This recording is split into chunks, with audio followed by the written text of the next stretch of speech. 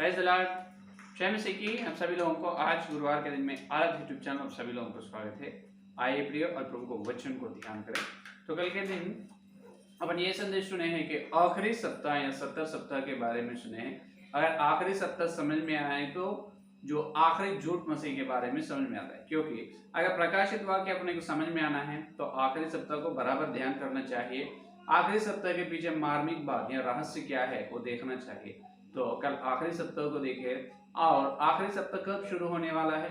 जो प्रधान जो है जो अभिषिक्त का यरूशलेम मंदिर में चलकर हर दिन का होम बलि को बंद करता है, हर दिन का होम बलि को बंद करता है, घृणित वस्तु को खड़ा किया जाता है जब से 70 सप्ताह का शुरू होता है। तो कौन है वो राजा है, प्रधान कौन है?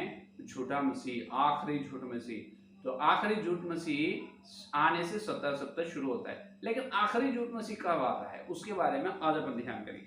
देखिए, अपन पवित्र बाइबल में कल ही सुने हैं, एक वचन को लेकर अपन सत्य को या सच्चाई को नहीं देख सकते, 2 या 3 वचन का जोड़ी तो जरूरी है। तो ये प्रकाशित वाक्य में जो आखिरी झूठ मसीह के बारे में कह रहा है, तो उसके बारे में बराबर इसके बारे में आखिरी झूठ मसीह के बारे में दानियल भविष्यवक्ता 9 का अध्याय में दानियल ने बताया है। दानियल भविष्यवक्ता में दानियल का ग्रंथ 9 का अध्याय में बताया। उसी प्रकार मत्ती का सुसमाचार पत्र 24 अध्याय 15 वचन, मत्ती का सुसमाचार पत्र 24 अध्याय 15 वचन में यीशु मसीह भी कहा है। तो उन्होंने यरूशलेम मंदिर में घृणित वस्तु को खड़ा किया जाए जब क्या होगा, जब 70 सप्ताह शुरू होगा। लेकिन ये आखिरी झूठ मसीह जो है, इन्होंने कहां से आने वाला है उसके बारे में ध्यान करेंगे। तो आखिरी झूठ मसीह के बारे में बहुत सारे परमेश्वर के दास जिन्हों अलग अलग प्रकार से कह रहा है। पहला एक व्यक्ति कहता है कि आखिरी झूठ मसीह और कोई नहीं, पोप है। कौन है? पोप है, ईसाइयों का प्रधान, रोम साम्राज्य में, रोम में रहता है पोप। लेकिन पोप आखिरी झूठ मसीह नहीं।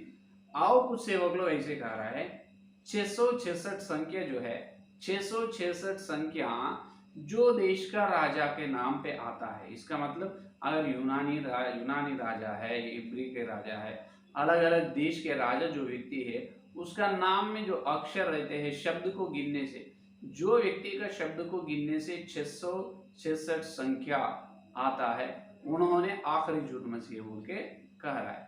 लेकिन ये भी झूठ है, वो भी झूठ है। पोप तो आखिरी झूठ मसीह नहीं है।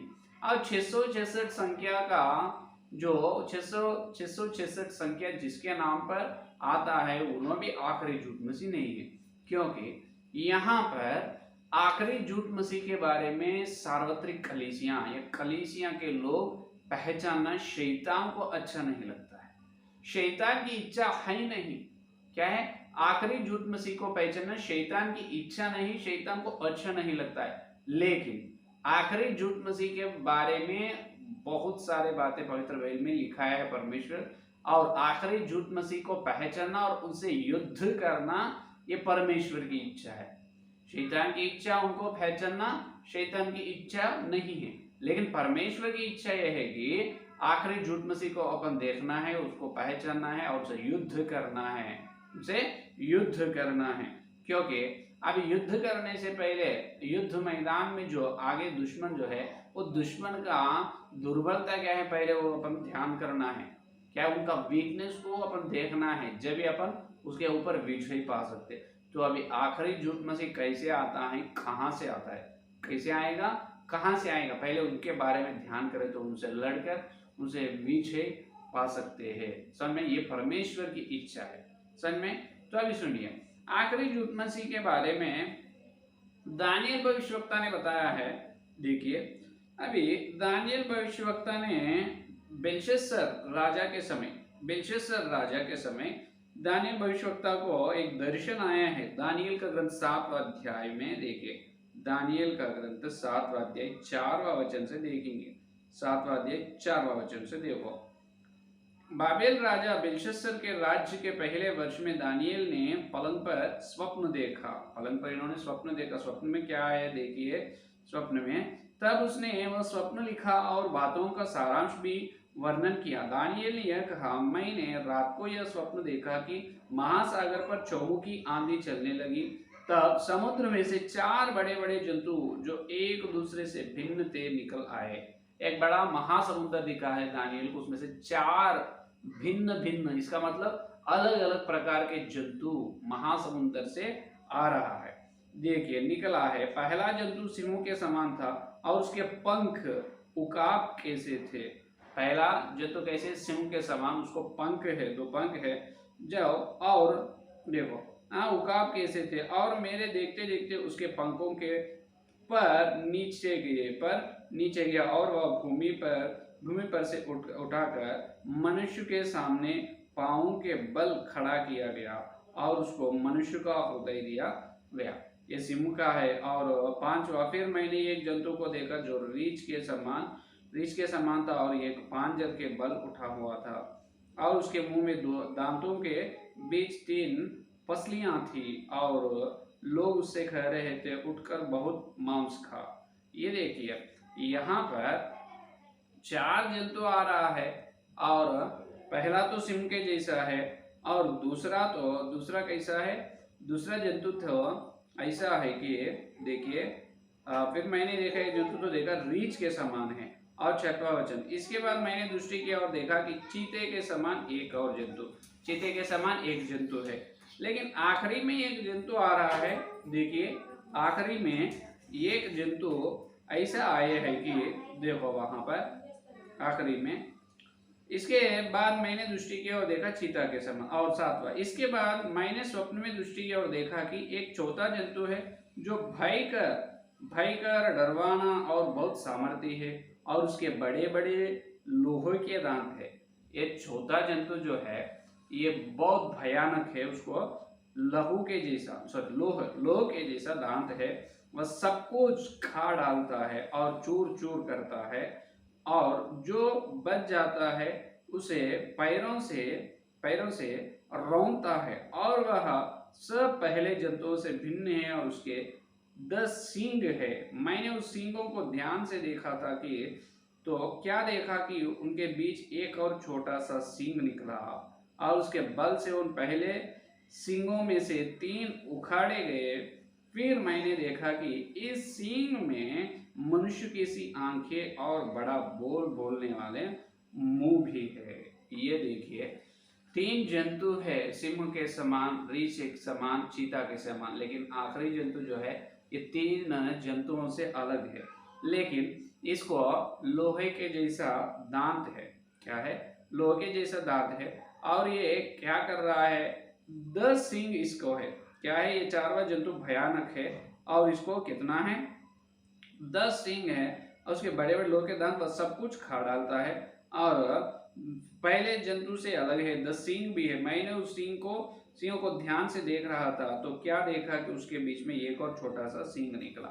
ये देखिए, तो इसका सारांश दानियल भविष्यवक्ता को समझ में नहीं आया। तो बाद में दानियल भविष्यवक्ता ने वो इस सपने में दूत को पूछा है। 23 वचन देखिए, 23 वचन से उसने कहा, उस चौथे जंतु का अर्थ एक चौथा राज्य है। इसका अर्थ क्या है?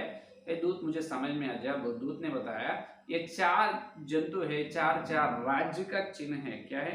4 राज्य के बारे में बताया जा रहा है, 4 राज्य के बारे में बताया गया है और जो पृथ्वी पर होकर और सब राज्यों से भिन्न होगा और सारी पृथ्वी को नाश करेगा और दांव कर चूर चूर करेगा। और उन 10 सिंगों का अर्थ यह है कि उस राज्य में से 10 राजा उठेंगे और उनके बाद उनके पहले से भिन्न एक और राजा उठेगा जो 3 राजाओं को गिरा देगा और वह परम प्रधान के विरुद्ध बातें कहेंगे और परम प्रधान के पवित्र लोगों को पीस डालेगा और समयों और व्यवस्था के बदल देने की आशा करेगा। ये देखिए मिल गया है असली चिन्ह।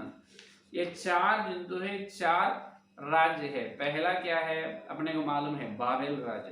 पहला क्या है? बाबेल राज्य। दूसरा क्या है? मादी फारसी राज्य। क्या है? मादी और फारसी राज्य। तीसरा राज्य क्या है?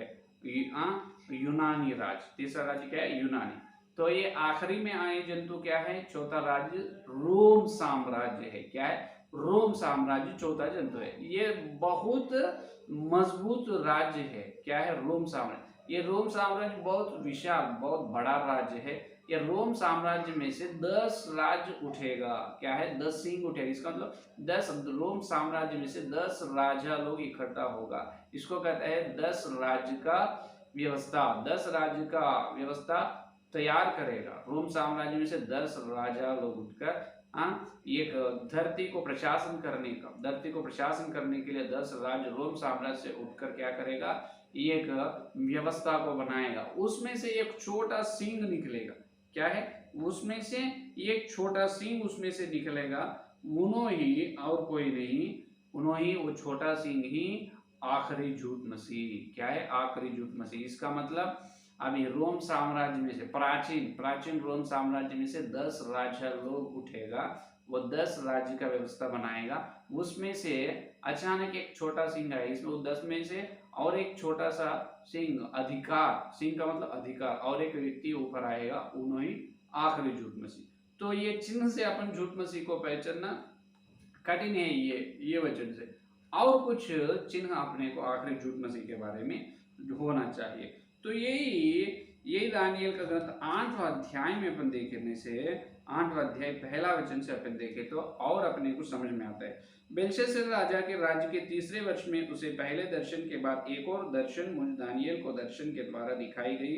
जब मैं एलाम नामक प्रांत में, देखो शूशन नाम राजगढ़ में रहता था, तब मैंने दर्शन में देखा कि मैं उलई नदी के किनारे पर हूँ। फिर मैंने आंख उठाकर देखा कि उस नदी के सामने 2 सींग वाला एक मेढ़ा खड़ा है। 2 सींग वाला एक मेढ़ा को देखा है दर्शन में, और उसके दोनों सींग बड़े हैं। उसको 2 सींग है मेढ़ा को, उसको बहुत बड़े सींग हैं, परंतु उनमें से एक अधिक बड़ा है। 2 में से एक अधिक बड़ा है, और जो बड़ा है वह दूसरे के बाल निकला। जो बड़ा सींग है और बल है वो दूसरा है, पहले से नहीं है, बाद में है, बाद निकला। मैंने उस मेढ़े को देखा कि वह पश्चिम, उत्तर और दक्षिण की ओर से सींग मारता है, और कोई जंतु उसके सामने खड़ा नहीं रह सकता, और न उसके हाथ से कोई किसी को बचा सकता है, और वह अपनी ही इच्छा के अनुसार काम करते बढ़ता जाता था।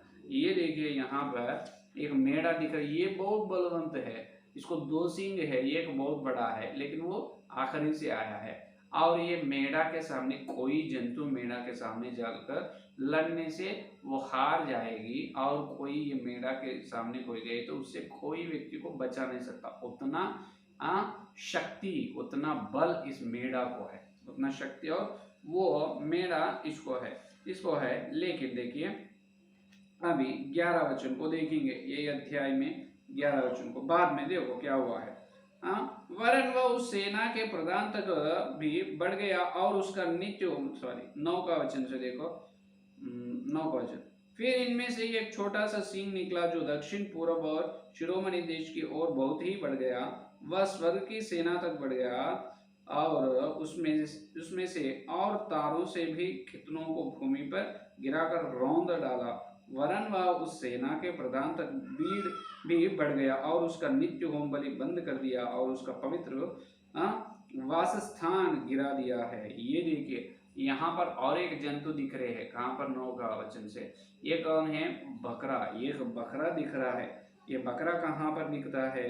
देखिए 5वां वचन में, मैं सोच रही था कि तो फिर क्या देखा कि एक बकरा पश्चिम देश से निकलकर सारी पृथ्वी के ऊपर ऐसा फिरा कि चलते समय भूमि पर पांव ना छुआया, और उसे उस बकरे की आंखों के बीच एक देखने योग्य की सींग देखने योग्य सींग था। वह उस 2 सींग वाले मेढ़े के पास जाकर, जिसको मैंने नदी के सामने खड़ा देखा था, उस पर जलकर अपने पूरे बल से लपका। मैंने देखा कि वह मेढ़े के निकट आकर उस पर झुंड लाया, और मेढ़े को मारकर उसके दोनों सींग को तोड़ दिया है, और उसका सामना करने को मेढ़े का कुछ भी वश न चला। तब बकरे ने उसको भूमि पर गिराकर रौंद डाला, और मेढ़े को उसके हाथ से छुड़ाने वाला कोई ना मिला। यह देखिए 2 है। पहला 5 वचन में मेढ़ा दिख रहा है, 5 वचन से नीचे बकरा दिख रहा है। मेढ़ा जितना बलवंत सामर्थ्य है जंतु, लेकिन ये मेढ़ा से कोई जानवर लड़ नहीं सकता, जीत नहीं सकता। लेकिन आखिरी में क्या है? बकरा है। बकरा उतना सामर्थ्य मेढ़ा से क्या करा है, लड़ चुका है, लड़कर उसको क्या करा है, उसको गिरा दिया है, उसको मार दिया है। तो यहाँ पर ये मेढ़ा कौन है, बकरा कौन है?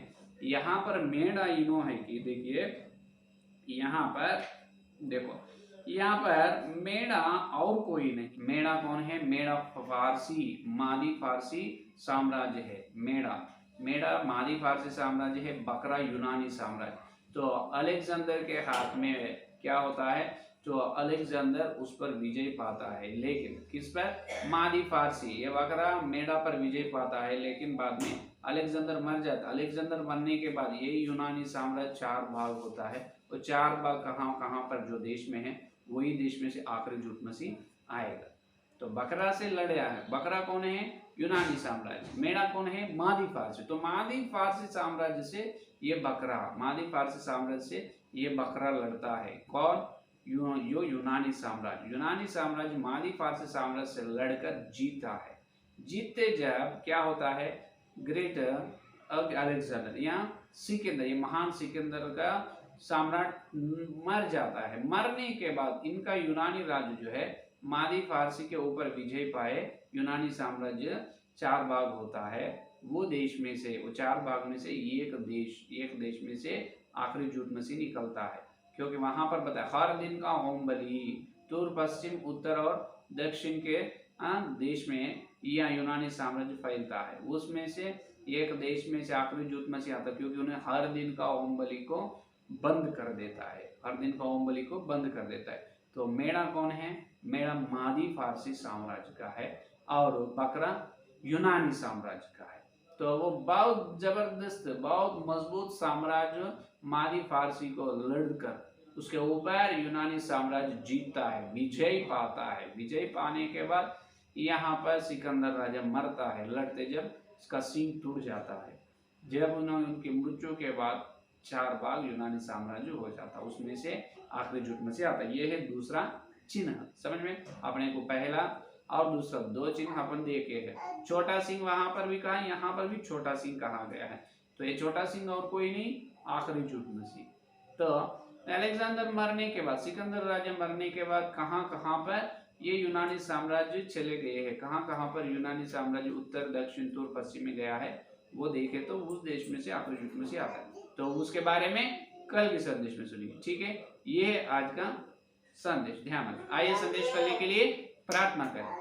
हालेलुया हालेलुया, स्तुति स्तुति स्तुति, धन्यवाद धन्यवाद करते हैं यीशु मसीह। इस गुरुवार के तुम्हारे पवित्र आत्मा के द्वारा तुम्हारे वचन के उजाला में आखिरी जुट मसीह कहाँ से आने वाला है उसके बारे में ध्यान करने के लिए तुम्हें अच्छे समय के लिए धन्यवाद करते हैं पवित्र आत्मा परमेश्वर। जितने लोग इस संदेश सुने और सुनने वाले हर एक के अंदर संदेश को फल फला। हे प्रभु, आखिरी जुट मसीह या छोटा सिंह है, उन्हें हर दिन का मूंगफली बंद कर देता है। प्राचीन साम्राज्य में से 10 राज्यों का राजा जब व्यवस्था 10 राज्य की व्यवस्था बना तो उसमें से आने वाले आओ प्रभु, यूनानी साम्राज्य 4 भाग हो गया है, उसमें से एक भाग से आखिरी जुट में से आने वाला है। और हम प्रभु उनको पहचान रहे हैं और यीशु मसीह उनसे लड़ने के लिए, हम प्रभु युद्ध करने के लिए सारी प्रकार से तैयार होने की, बड़ी क्लेश को तैयार होकर उन पर विजय पाने की, उसके ऊपर जय पाने की अनुग्रह दीजिए। जितने लोग संदेश और सुनने वाले के अंदर संदेश फल फलो और कल में वचन गहरा मिलने का दीजिए प्रभु। इस सारी प्रार्थना की यीशु के नाम से मांगते, आमीन आमीन आमीन। परमेश्वर का प्रेम से अनुग्रह, पवित्र आत्मा परमेश्वर की सहभागिता इस दिन से लेकर प्रमाण तक सारे भक्तों को विशेष रूप से खुद सत्य को सुन रहे उनको सदा साथ रहेगा। आमीन आमीन आमीन। Praise the Lord.